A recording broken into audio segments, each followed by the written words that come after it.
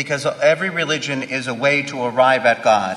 Sort of a comparison, an example would be they're sort of like different languages in order to arrive at God. Ma Dio è Dio per tutti. But God is God for all.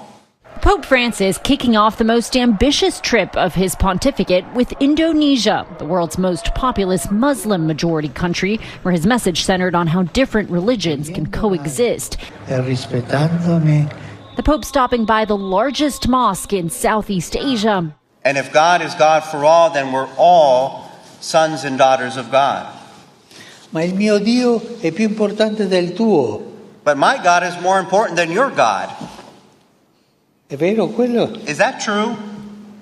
C'è un solo Dio lì.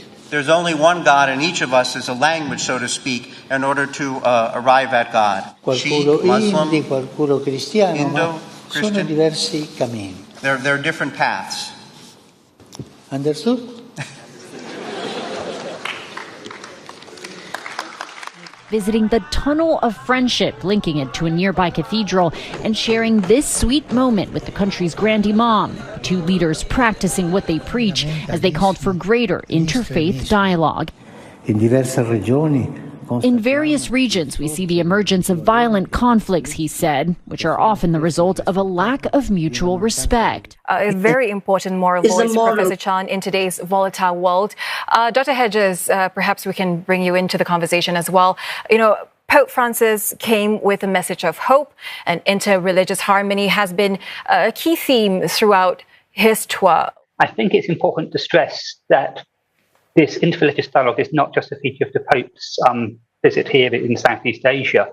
This has been a key part of his work as the Pope in his role as the leader of sort of all the world's sort of Catholics. Ever since he's become the Pope, he's wanted to strengthen interreligious relations. And I think we can see in his first stop in Jakarta, where he meets with very important sort of imam there in the largest sort of mosque in the region. And of course, on his last day here in Singapore, he's engaging with youths from many different sort of communities, not just Catholics, at the Catholic Junior College. So sort of, if you like, interreligious dialogue starts and ends his entire tour. So he is, in fact, a world leader and someone that one should listen to. I was quite struck, for instance, in his January address, I saw that he said he was concerned with escalating crises in the world, and that he was concerned that World War III seemed to be fought piecemeal with so many conflicts growing. So that startled me a bit. We want peace for the world, especially for the poor.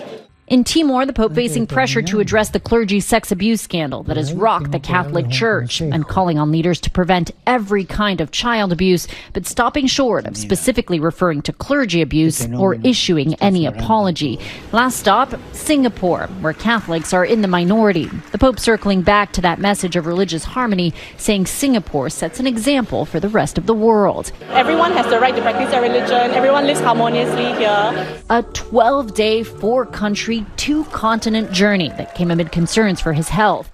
We want to show you some extraordinary pictures which came to us from the Vatican on what was, of course, an extraordinary day. Within hours of Pope Benedict announcing that he was to resign, take a look at this.